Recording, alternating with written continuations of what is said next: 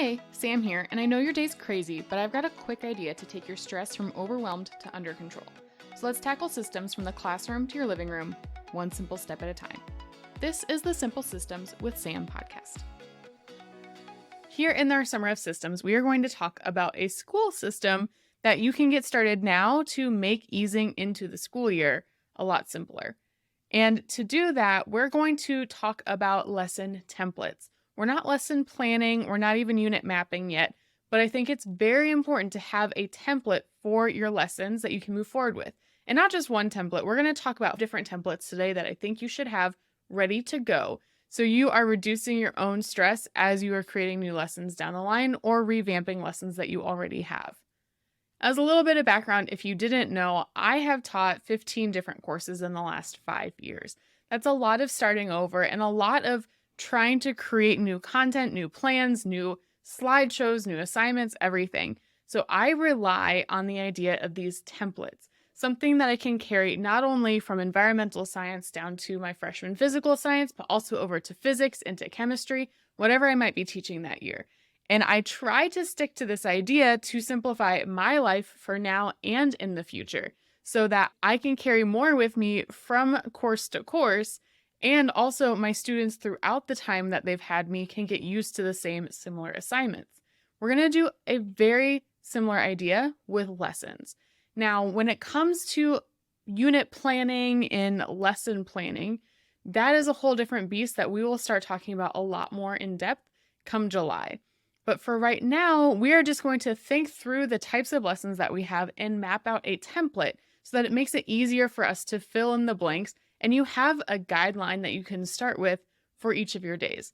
It's going to give us a routine. And it's going to give your students a routine. And everybody thrives on routine, whether you think you do or not. Our brains love knowing what to anticipate next. So we are going to set those up today. As our first example, we're going to talk about just a standard day where you are lecturing. What we're going to do is we're going to map out the steps and phases that we're going to do within a lecture day so that we have just little pieces that we can fill in.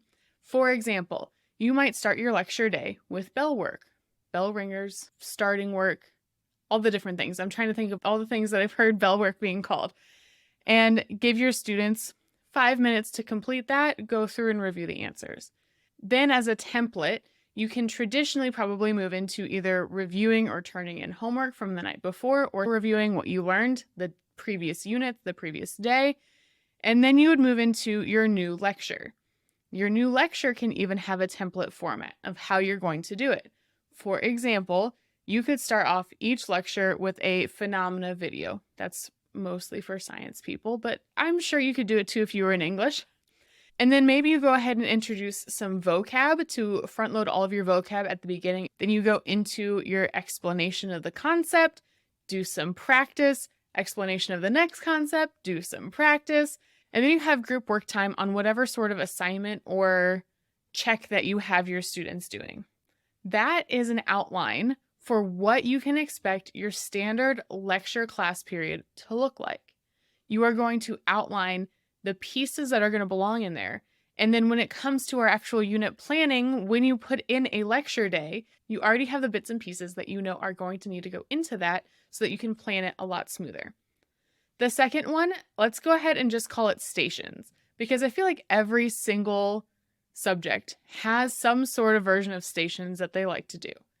And these stations are going to require a little bit different of a format for your day. You might still come in and start off with bell work, but then you are going to have stations set up and you'll probably go ahead and decide that you'll do random group assignments for each station day, that you are going to have a 10-minute block per station and a timer that's automatically going off.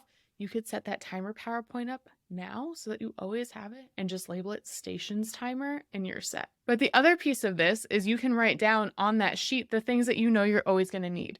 You're going to need station numbers. You're going to need timer. You're going to need worksheets. And that way, as you go through again and put this into your unit plans, you know the pieces that are going to go into that day that you can write down on a checklist to put together so that you are ready for the unit ahead. The third template lesson plan that I suggest is going to be a lab or activity. And I say or activity because I don't know what you're teaching, but for me, most of mine are going to be labs. And for lab days, I'm not going to start off with bell work. In fact, what we're going to start off with is probably reviewing the lab procedure that they should have looked at the day before. And if that day before was a lecture day, then I would make that their group work time assignment to look at the lab procedure for the lab day. And then they're going to break up into their lab groups, assign each other roles, and then they are going to complete the lab. With 10 minutes left in class, they will then put away their lab equipment and you will review any questions with them before they go and work on their own. That is an outline. That is a template for the lesson. And then you already know that the materials you're going to have to put into there are any lab supplies, which I know sounds very vague, but it will make a lot more sense when you put them with your unit. And then also any lab paperwork that you have. That's it. You need those two things for the lab days. Then your fourth one is going to be an outside of the classroom adventure. Whether you choose to go work in the library, you are going and taking your students outside. Maybe you are just wandering the halls and letting them kind of be their own free spirit. I'm not sure every other teacher appreciates that, but wherever you go, it's nice to have a plan of how that's going to work.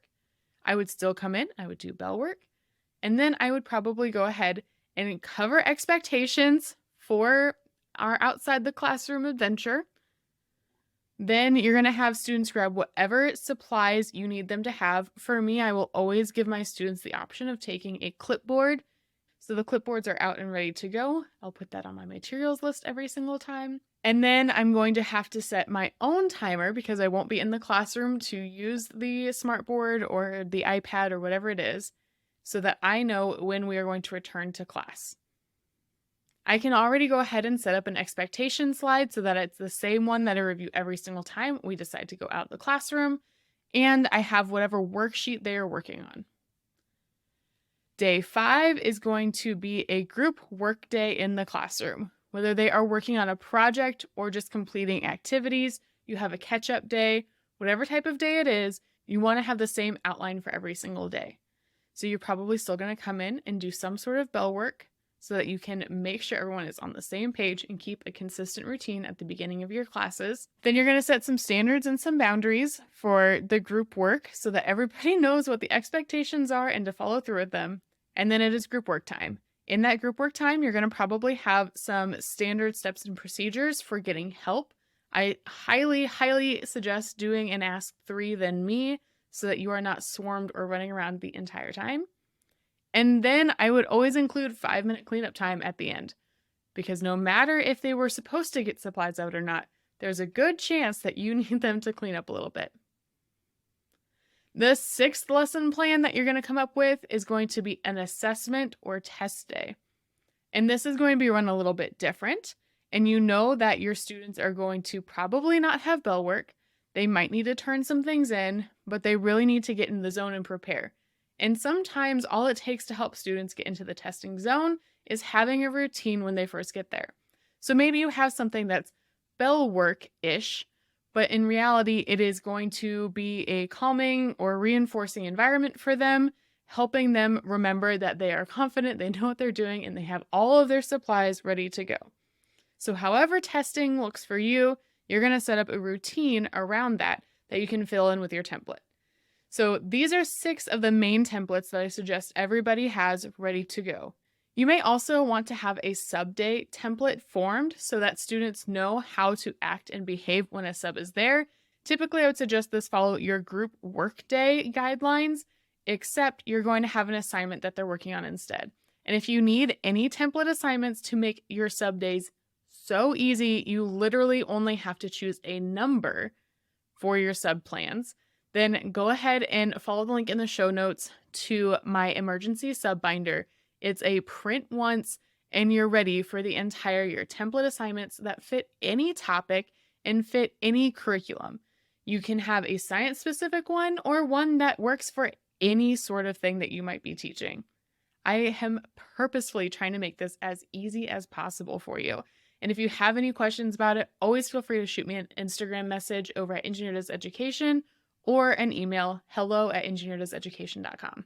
So we've covered 6 different templates that I think that you should have for various lessons. If you know that there's another one that you are always going to include, go ahead and create a template for it. I just want to give you a rough idea of the types of things that I suggest you have a template lesson plan for. Once you have the rough outline of the timing and a materials list for each of the lessons, every single type of lesson is going to roughly have the same types of materials. Keep it vague because you'll get more specific as you plug these into your unit plans.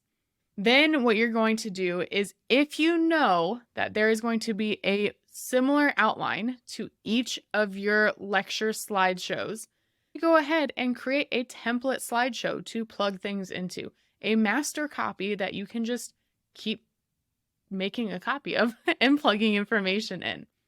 If you know that you're going to be doing stations even every other week, go ahead and create different sets of slides for different amounts of time for stations. You're going to have expectation slides for all of the days that are not lectures. So you can go ahead and write an expectation slide and keep those either in one big file that you can pull from, or go ahead and start separate master copies of slides with those expectations laid out. This is just the beginning, but I promise you this is a huge step into making sure that you feel confident and your students understand their responsibilities and the requirements of them throughout your next year. I can't wait to get more into unit planning with you, but it's going to have to hold on just a minute. We'll talk about it a lot more in July. Until next time. Thanks for hanging out today. I hope that this simple step will help build big results in your classroom, home, and life. Remember to subscribe, review, and tag me on social media @EngineerDoesEducation so we can build a simple system together.